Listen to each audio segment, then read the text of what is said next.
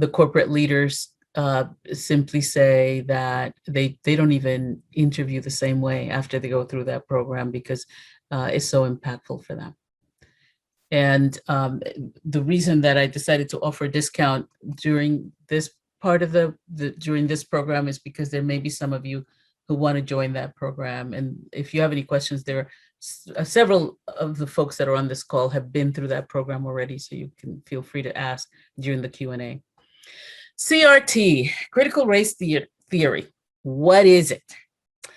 So critical race theory is a legal analysis, and it's actually, it isn't one thing, okay? That's the first thing that I would say about that. It is, it was originally presented as a lot of different scholarly papers that were written in the 1970s, okay? There's nothing new about critical race theory.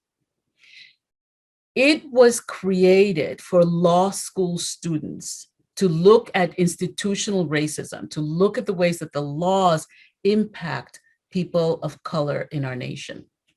CRT was only and specifically developed originally for law schools. There are over 200 law schools in our country, and about 200 of those schools do offer some version of critical race theory. So, critical race theory, and this is actually a book, and I want you to write this down. I always tell people you want to do your own research around all of this stuff.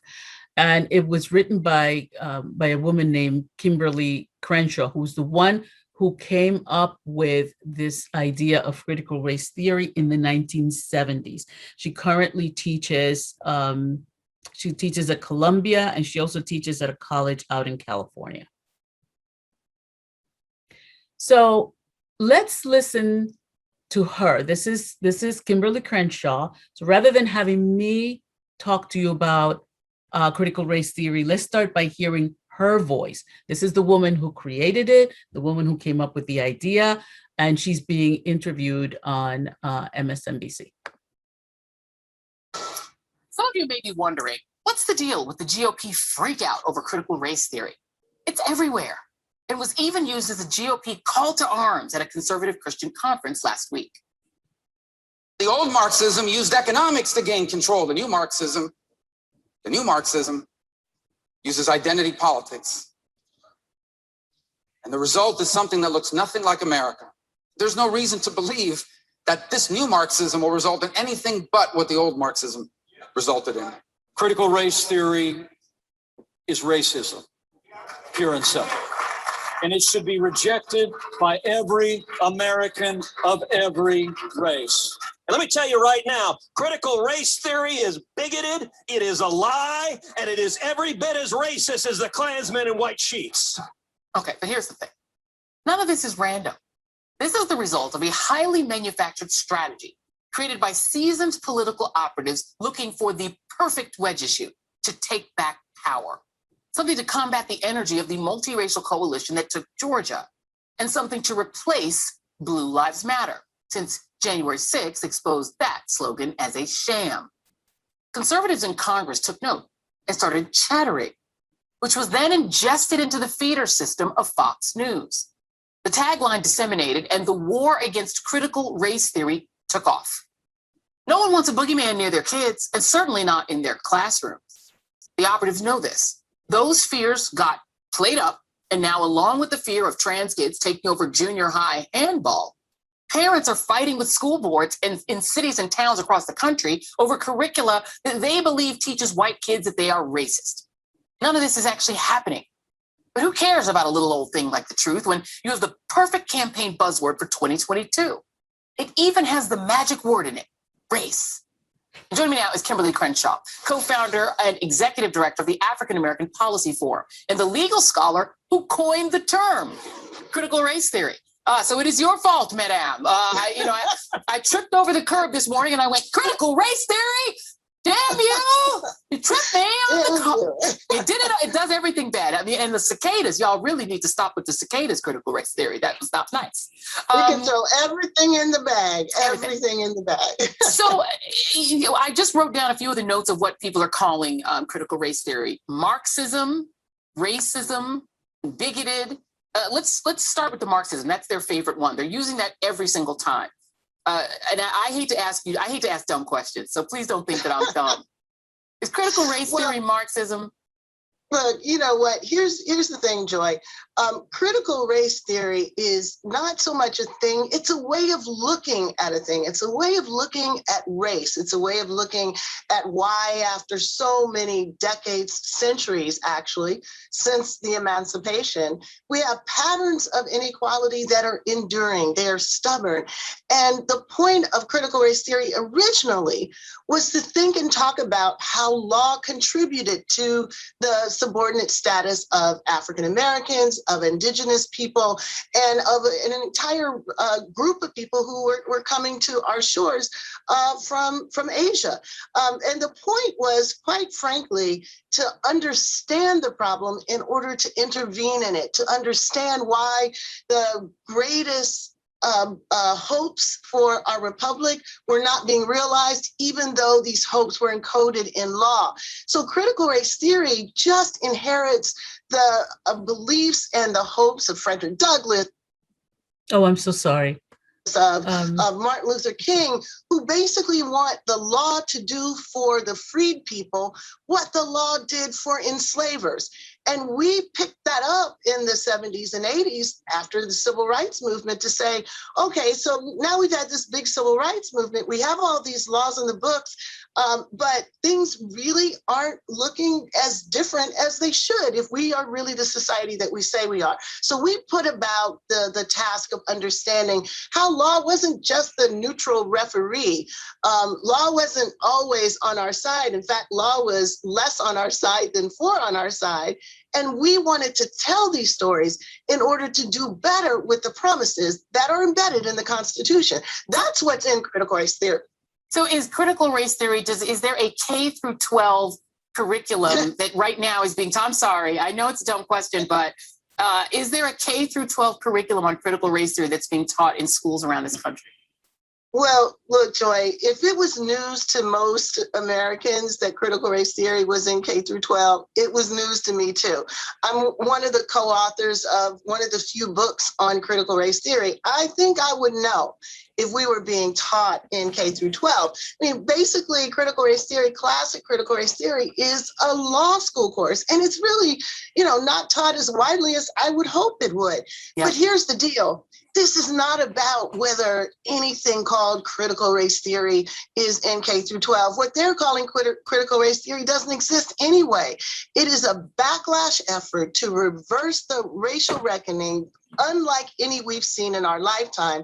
And as you pointed out at the beginning, they can't say, we're for racism. They can't say Derek Chauvin should have killed George Floyd with his hand in his pocket, looking like he was completely without a care in the world. They couldn't say that. So they looked around and found a strange sounding theory that they could put all of the grievances and resentments in and mobilize people around this boogeyman. And if our side can't really understand what's going on, it's going to work. It's worked in the past. It worked to end Reconstruction, and it can work to end this reckoning too. And a gentleman named Christopher Rufo, who's very vigorously requested to be on the show. We're gonna take him up on it and let him come on this week and invite him on. He literally said, we've successfully frozen their brand, critical race theory, into the public conversation and are steadily driving up negative perceptions. We will eventually turn it toxic as we put all the various cultural insanities under that brand category. To wit, Fox News has mentioned critical race theory nearly 1,300 times in the past 3.5 months. And we've now discovered that a lot of these parents that are showing up at school boards, inveighing against their children being taught that they're, racist, turns out they are actually Republican activists, not just regular old parents. Big surprise there, right? Yeah, it is not surprising at all. So I guess my last question to you would be, what do you worry is sort of the purpose of what they're trying to do? Because this is political. It is about getting out the white voters in 2022. Is there a bigger risk to naming critical race theory as some sort of Marxist plot? Well, of course. I mean, the biggest risk is that this tried and true framing of anti-racism as racist against white people is going to win again. It won at the end of the Civil War when civil rights were framed as reverse discrimination against white people. It won after Brown versus Board of Education when integration was framed as damaging white children.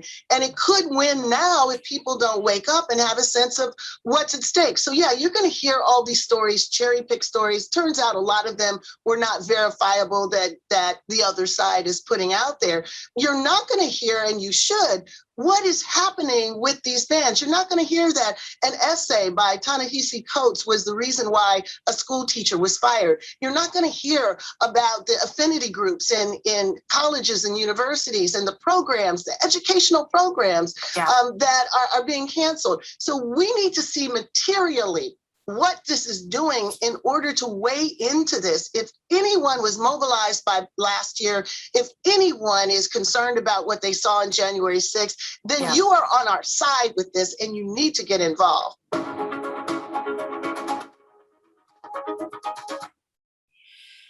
Okay, so what exactly is being taught in the schools and what's all the fuss about?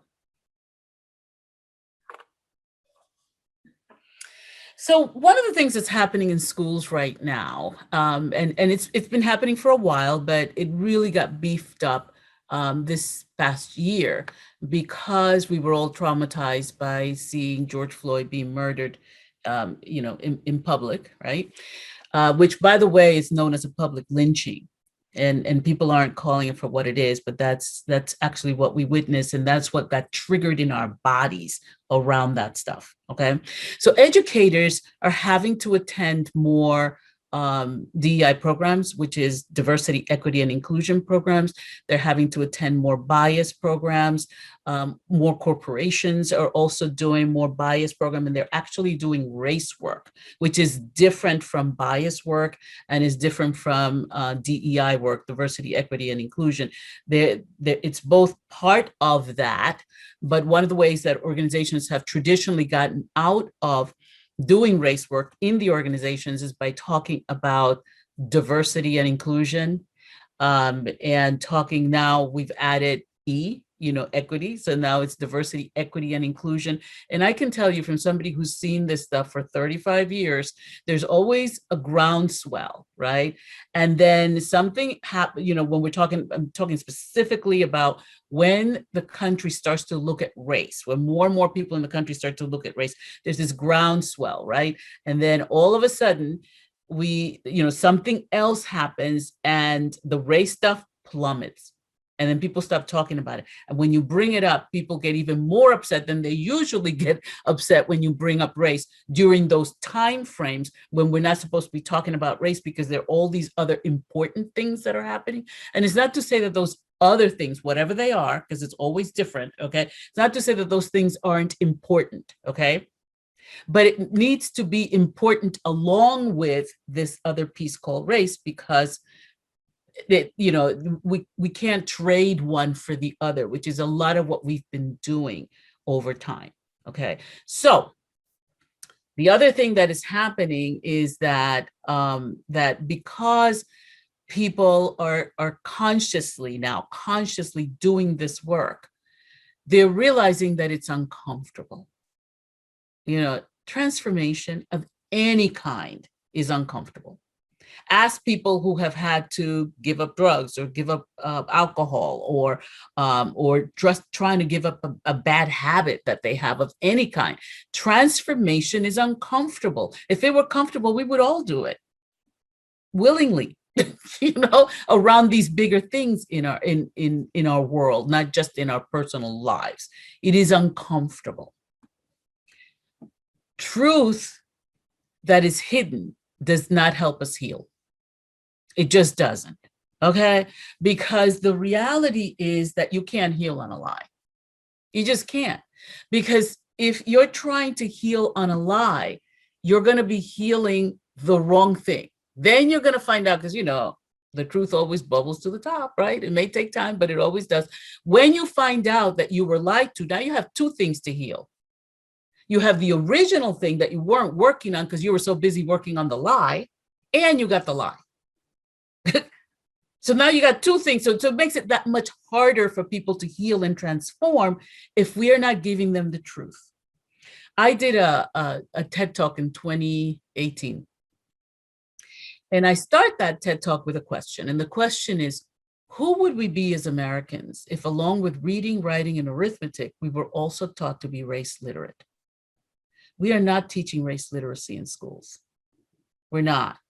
I don't care what they call it. I don't care if they call it DEI. I don't care if they call it diversity and inclusion. I don't care if they call it critical race theory. We are not doing that. If we were doing that, we would have different outcomes at the end of schools, but we're not doing that. And the reason that people can be so riled up around this critical race theory stuff is because, number one, they don't know what it is.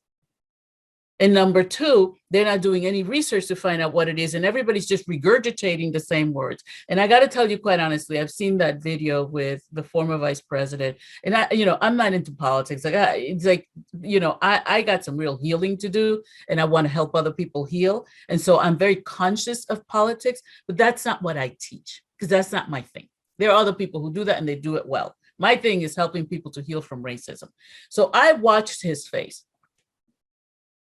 And I can tell you, quite honestly, and I could be wrong, this is my disclaimer, I could be wrong, but I'm really intuitive. So I did all that healing work stuff before, okay? So I'm really intuitive, and you can look at that man's face and you can tell that if you asked him, can you please define for me critical race theory? He could not, okay? He was reading a freaking piece of paper. All right. So here's the thing, though. And here is why healing is so important. Those people who are healing listen to that stuff, and they don't just hear critical race theory. They hear something else. And so they begin to ask different questions. And if you ask different questions, you will get different answers. Does that make sense? So when we're just regurgitating the stuff that we hear, and then there's a story around that, and we start to regurgitate those stories without ever doing any kind of research, without asking any questions, without looking at what does this actually mean, literally people are being played. I'm sorry to tell you, but that's the truth. That's how I see it. And the reason you can be played is because, Resma Menaken, who wrote My Grandmother's Hands, always says, if it's hysterical, it's historical. In other words, if you're overreacting over something that you probably don't even know about, then you have some kind of history that is either hidden from you, or you're hiding from yourself because you're in denial, or you just plain don't want to look at it. It's so much easier to just regurgitate some words that you just heard. Does that make sense, what I'm saying? So what I would like for us to do is to think about this. There's no healing without truth. And if critical race theory is about looking at the ways that we have institutionalized race and racism, then we actually probably should be teaching it in schools, calling it by a different name, I don't care. But children need to know the truth. Now, there are some truths that there are some children who are too young to know. Like, people ask me, well, can I bring my child to the Race Demystified program? And I tell them, first question is, how old are they? I don't let anybody under 16 into my program. And the 16-year-olds need to come with a parent. And there's a reason for that. The history is pretty freaking horrific. But without it, we can't heal. Because that's our shadow. Okay. And if we don't get a hold of our shadow has us. And that is why everybody's making a big deal out of critical race theory. 3 little words. Because we don't know the history. We don't have context. We don't understand. And we certainly don't understand how and why these things have been institutionalized. We don't even know how far back it goes. Most people have no idea that this whole race thing is international law. That's why racism is an international thing. It isn't just a US thing, okay? It's international, it's everywhere. So if you don't understand the laws behind it, you can't even begin to have a conversation about healing, and you can't have a conversation about critical race theory because you don't even know what it is.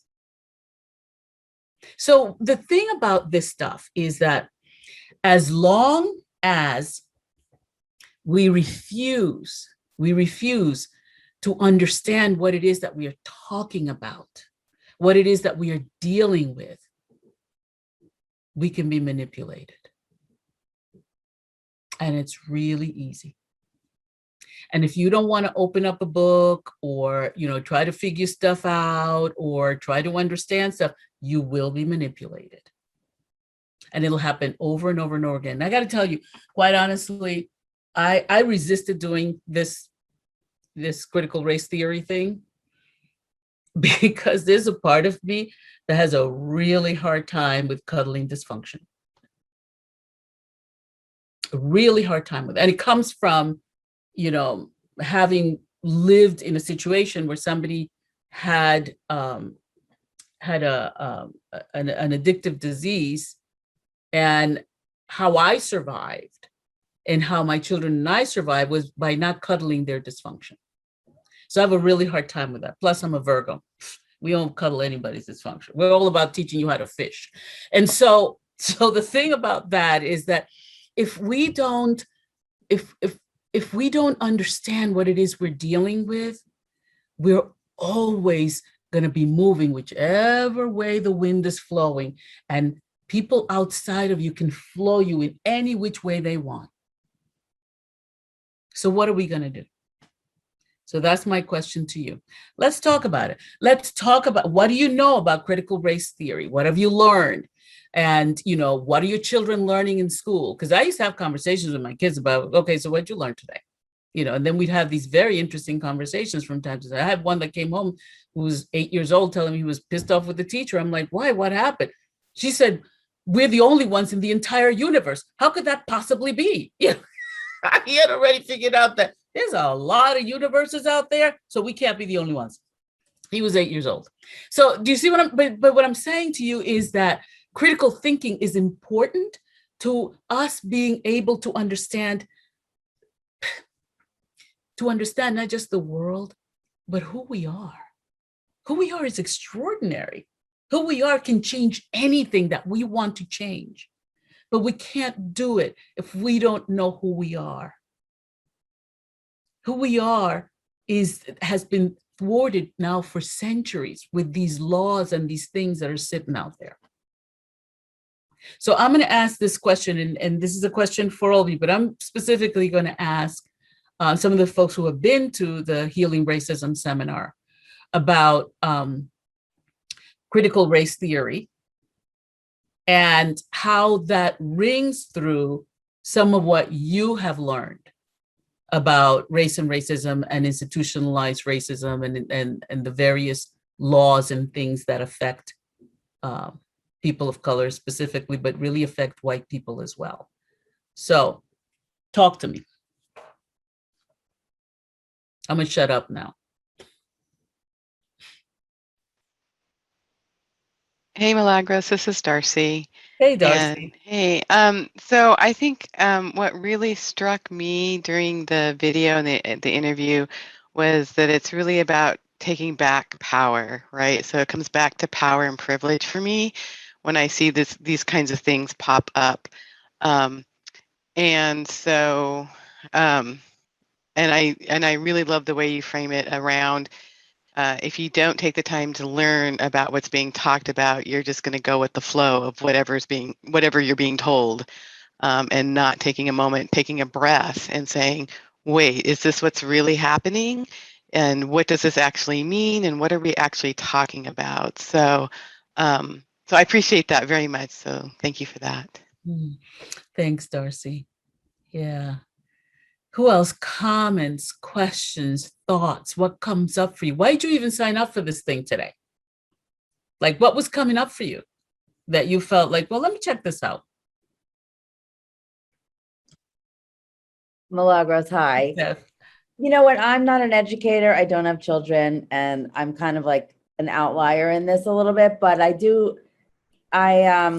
have a dear friend who I'm just at odds with on all the levels, and I'm struggling with her deeply. And so I want to, it's my intention to learn, and I try to listen to what she's listening to, and I'm trying to do my due diligence and learn about it and not just judge or jump to conclusions, even though I have a lot of judgments and conclusions I've jumped to about her, which is one of the part of the learning I got from the demystifying race in the program that I took with you, where it's, you know, I do think it's I'm trying my best not to just make these giant assumptions or make anyone else bad or wrong. I'm doing my best to dive into my own stuff around it and also gather as much information as possible. So I think that's one of the takeaways that I got from that program. I'm sorry, there's some loud noise outside my window. But so for me, I think the difference is the healing aspect of all this work, and that it starts here and then it can go out. It's very easy, and I'm in the process. It's very easy for me to judge and be frustrated by everything that I just watched and all that I hear from my friend. I can though say, like, I don't think she knows anything about it, much like what you're saying. And I genuinely don't know anything about it, which is why I haven't said anything and why I'm here today. So even just the way that you're,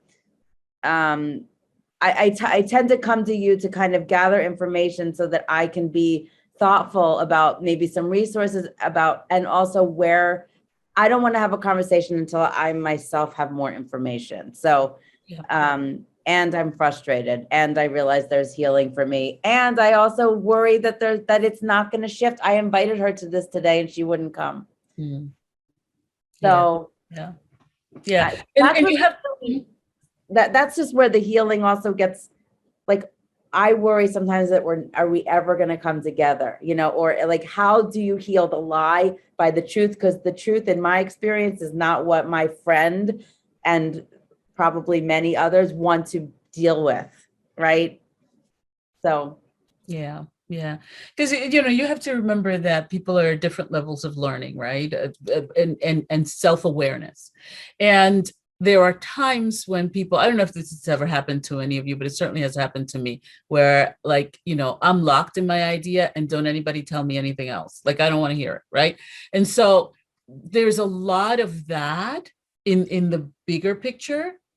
And we have to make room for that as well, okay? Because it isn't about, oh, those are the bad people because they believe this and that. You know, you have to remember that we've all been conditioned and everyone acts and reacts differently. Like, you know, people act and react differently to different levels of trauma, right? Like, a person can experience something and it just doesn't seem to faze them, where somebody else would just completely freak out about it, you know? And so it's not one size fits all, right? And so we have to be able to make room for that while we still continue to focus on our growth and the way that we act, react, and interact with one another. And, you know, and being aware of our own levels of compassion and being self-compassionate, because, you know, there isn't a single person I don't care what kind of political background they're from or what their political beliefs are. People on the planet right now didn't create this, okay? But they perpetuate it. And a lot of it is perpetuated through ignorance. And so what is needed is education. So now we're going to mess with the education. so that people can't get the information that they need to make the transition. And now I'm going to talk about this from the perspective of energy, right? Because you all know I always talk about this stuff from the perspective of energy too, right? Because we are literally, we're energy. That's what we are. And we absorb energy and we give out energy. And we know this now scientifically. So when we are in that anger thing, and you know, most of you have been with me before, so you've done the exercise that shows you where racism lives in your body, because it actually physically lives in your body, right?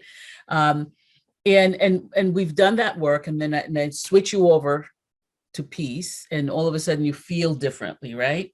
Those are states of consciousness that create different levels of, they remember what I'm always talking about, the body creates a chemistry for everything, right? So those are two different types of chemistries that are created in your body. Those chemistries and the feeling that you have in your own heart puts out an electromagnetic field that goes beyond your body and affects the people around you. And we know this now, again, scientifically. If you want to learn more about that, go to the Heart Math Institute, who's been doing this research now for a couple of decades. So when we get pissed off over the stuff that is being put out there, you're putting out an electromagnetic field that feeds that field, okay? When you can look at this stuff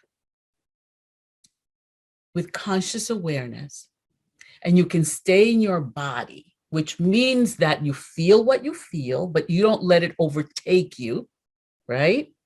So you allow yourself to feel what you feel, but you keep breathing. Because one of the first things we do, remember we did all those exercises when you start holding your breath, right? You keep breathing. And in fact, you breathe slower and take longer, slower. Just something as simple as that can allow you to think clearer. When you're thinking clearly, you begin to ask different questions.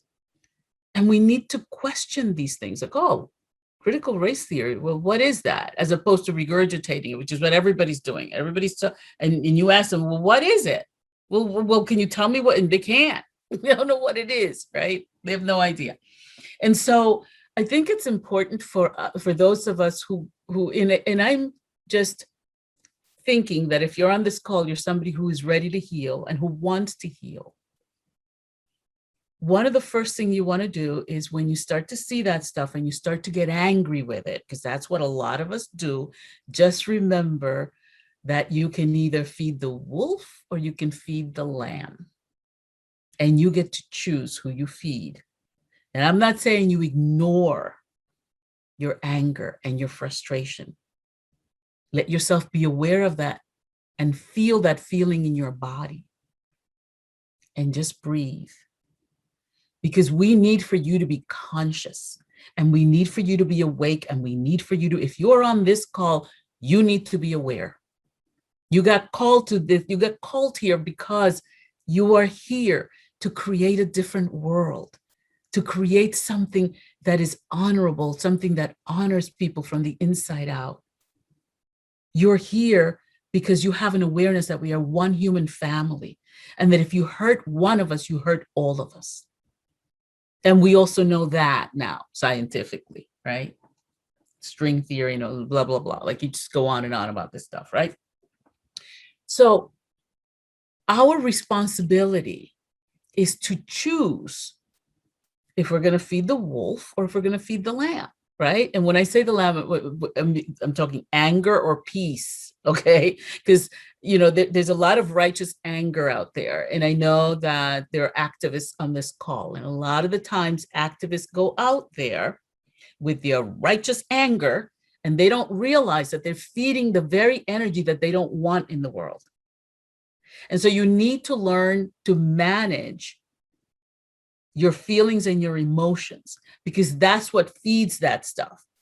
So you need to become awake, aware, knowledgeable, race literate, and then you also along with that need to start monitoring the energy that you're radiating out into the world. because that energy makes a difference. And what you feed becomes stronger. So decide what you're going to feed, okay? And rather than just going, okay, so now, because I'm gonna tell you right now, it's gonna be something different in 2 months, maybe even next week, maybe even this week. And then you'll be like, what are they doing now? Oh my God, like, hello, every day is going to be something new. And guess what? Because you're awake and aware, you're going to notice it more than you ever did before. You're going to notice it more. And I want you to know that you're going to notice it more, because when you're noticing it, if you go hysterical, just know that it's historical. You need to breathe and you need to figure out what that is and how it's affecting you so that you can clean that up. So that when you're moving and being in the world, you are being what you want to see. You are being love. You are being, because that's who we are. That's our true nature. And we talk about that in the seminar. What is our true nature? Love is our true nature. We're wired for bliss, and we're missing it with all this crap that keeps coming at us all the time, right? So the crap's going to keep coming, okay? Just know that. But who you are is so much greater than that stuff, right? So be that. Learn. That's what healing is about. It's about learning to be that. That doesn't mean that you don't do anything about what's happening out there if that's what you're called to do. But when you step out there, you're the one that brings peace. And when you speak to other people, you have a sense of peace about you that people go, well, what exactly are you doing? You on drugs? Because, everybody goes to like, are you on drugs? Like you're carrying that essence of love with you. And it is alive. It is a living, breathing essence. So when you are doing this work, you can be more impactful. Do your homework. Research stuff. Find out what it is. Like, what is this? What is this really about? Oh, how is it serving me? How is it serving the world? What is it going to do to the children that are coming after this generation that's here? Oh, how's that going to impact them? Do you see what I mean? We are part of the continuum, right? And what we leave behind gets left for another generation. What do you want to leave behind? We have to be constantly asking ourselves that. I personally want to leave a more whole, loving human family, a family that genuinely loves each other and that wants to make sure that there really is justice in the world. But we can't do that if we don't understand the laws and how some of the laws are not necessarily written in justice. And so therefore they are unjust to some of us and they impact us in a lot of different ways. So that's why we're here and that's why we came. Who you are is extraordinary. Who you are is a change agent. We are wired for change. We know how to do that. And we've been convinced that change is hard and it's bad and you don't know how to do it. Look, you know what? If you got up this morning, you done changed, okay? By lunchtime, you're not the same person that woke up this morning. For God's sakes, all we do is change. We are masters of change. We just need to slow down long enough to realize that that is what we're doing. We're so good at that. We're so good at that. And the world is calling for change. And we can do this. But you just need to stay awake. Oh, for God's sakes, please stay awake. Because every 5 years, y'all fall asleep. I've been I'm no spring chicken, all right? And it's like, I can't do this anymore. We can't start from scratch every 5 years. Oh my God. We need to stay awake. So there's going to be a lot of stuff that's going to come at us it's like, okay, I'm tired. I need to go back to sleep. Don't do it. Take a rest, take a breath, but keep going. Keep going. I can tell you that from experience. You just have to keep moving forward. You can't be stopping at every corner because everybody's like, no, just keep moving forward. Keep doing the work. Keep planting seeds because those people, they'll come along eventually, or they will not. But you need to change what you can affect and where you can affect change. in yourself and in your own backyard. You're responsible for your own little world, okay? You can affect change there. And if you're called to affect change in the larger world, you will show up differently. You just will. And it takes time, but you will get the hang of it. Because we weren't born to live like this. That's not why, no, that thing has had its day. It really has. More questions and comments and things that came up for you, even as you watched this and as you were feeling what you were feeling, what was coming up for you in your body? Because remember, this stuff shows up in your body, right? So what's coming up?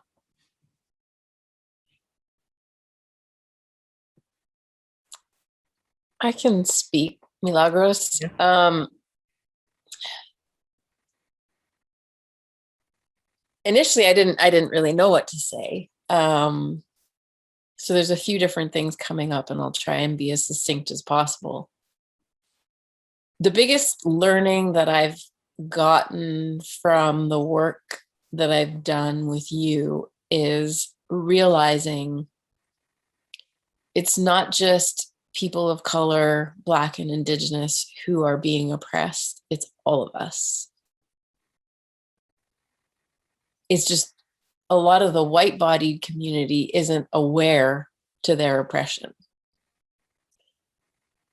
Why I signed up for this particular workshop or seminar was because I wasn't particularly clear on what CRT is. In what I'm hearing so far, and in what I'm hearing so far, what I'm getting is that it's an inquiry into why society is structured the way it is, particularly when it comes to white bodies versus people of color bodies. Watching the video, I mean, I'm in Canada, so it's same but different. Watching the video, what I was hearing was a lot of hysteria. What I was hearing was hysteria based in a deep sense of fear. And what's coming up out of all of this now is just, I have a friend, a white-bodied friend who's originally from Germany. You know, I love her in so many different ways. And she was like, I want to know more about this topic of racism. And so I suggested that maybe a good place to start was reading Me and White Supremacy by Layla Saad. This friend couldn't get past the introduction. They got stopped at, when you see a person of color, what goes on with you? What are the judgments and the assessments and all of that come up? She stopped reading. And when I engaged with her, she's like, I stopped reading because I was offended. I'm like, you're offended?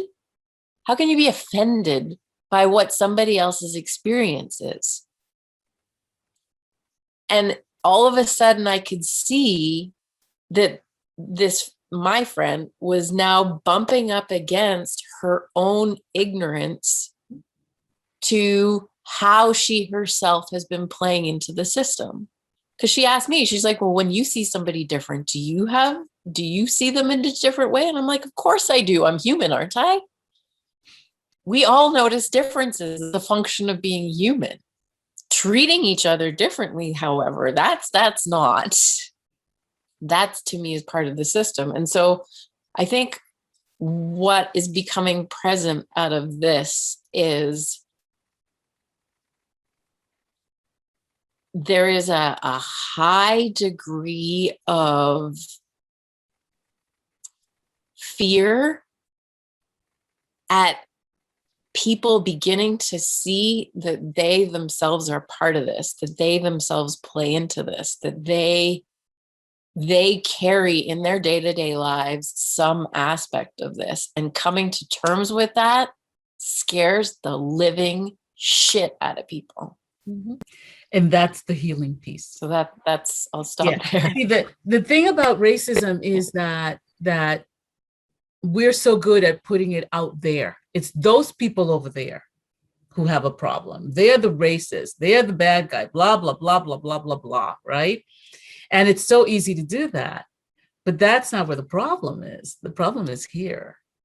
It's each and every one of us who has been conditioned, and we're not even aware of the fact that we've been conditioned and how we've been conditioned, why we've been conditioned, and even the institutionalized laws that help to condition us, right? And so when we start to look at this stuff, the first person we bump up against is us. Because now all of a sudden I have to deal with, oh, the things that I did. And here's the thing that I always remind people of this. Racism is not your fault. I don't care what color skin you got. It is not your fault, but it's still your responsibility to heal it and transform it. But you need to understand what it is you're dealing with. You know, if you go to the doctor because somebody has a fever, right? You know, they could have a fever because they have strep throat. They could have a fever because they have malaria. And how you treat those two things is going to be different, right? It's still a fever, but their fever is based on something else. You need the background stuff, like, have you been to another country? Maybe you know, blah, blah, blah, right? Like you need the historical stuff to understand why that person is sick right now. So if we stop telling the history, or if we don't begin to tell the truth about the history, it's going to be very hard for people to heal. That's why I do this program. That's why this program is the Race Demystified is 20 years old. Because it's about giving people the historical context and breaking it down for them so that they can see themselves in the dysfunction. Because until you can see yourself in the dysfunction, you can't heal it. Because you still think it's over there and those people are doing it to you.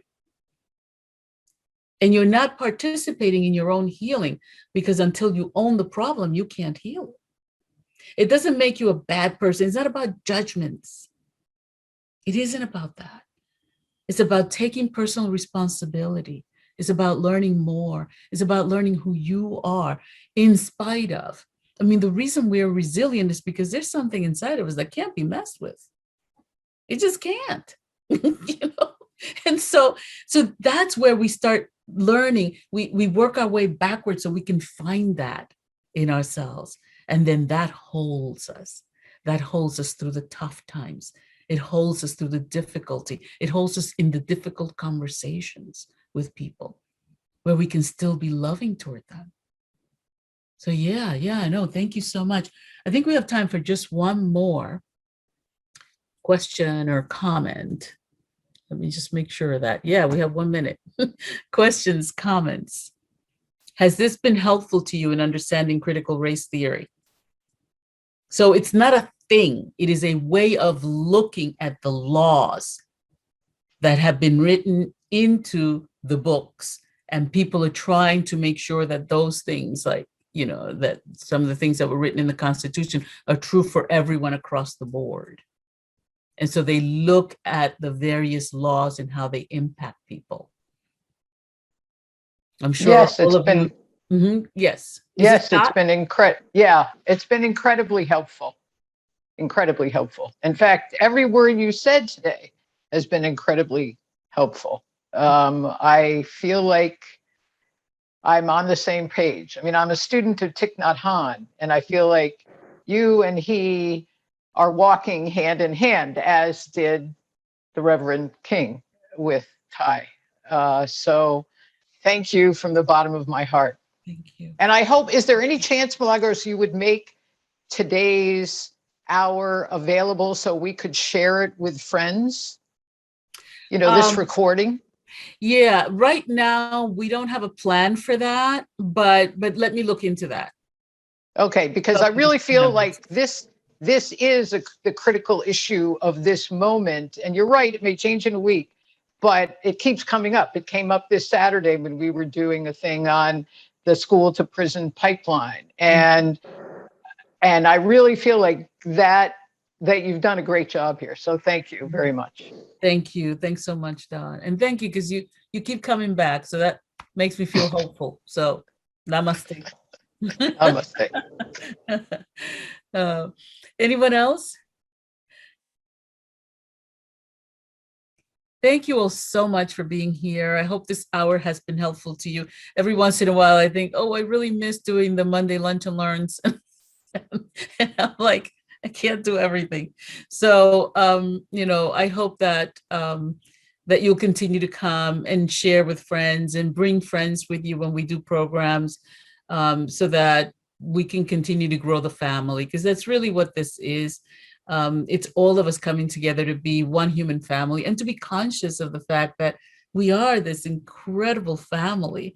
And, we need to learn to know the cousins. It's time for us to learn to know each other and to know about each other, and to please, please, please remember that there is no such thing as Black history and European history and this history. It's one human history, okay? It's our collective history, and we have a right to know what that history is so that we can heal mind, body, spirit, and emotions. I love you guys. Thank you for being here today, and I look forward to the next time. So much love to all of you. And we'll look into putting out the recording. We'll let you know. Joseph will send out a thing if we're able to do it. So thank you all so much. Lots of love. Talk to you soon. Thanks. Oh, by the way, the book will be out this month. I'm really excited about that. I can't wait. And I would ask if all of you could help support that book by sharing it with friends and letting other folks know about it. I am going to do because of the way things are right now, but maybe it's a good thing because then other people can participate from around the world. But I am going to do a book launch, and you're all invited to come. And it'll probably not be till the beginning of September, end of August, but you'll all be invited, and you can bring friends, and we'll celebrate. So this book is 18 years in the making. I wrote 3 books before I finally got to this one. So, so hopefully we can share it together. I would absolutely love that. So thank you all so much, and we'll talk again soon. Love you.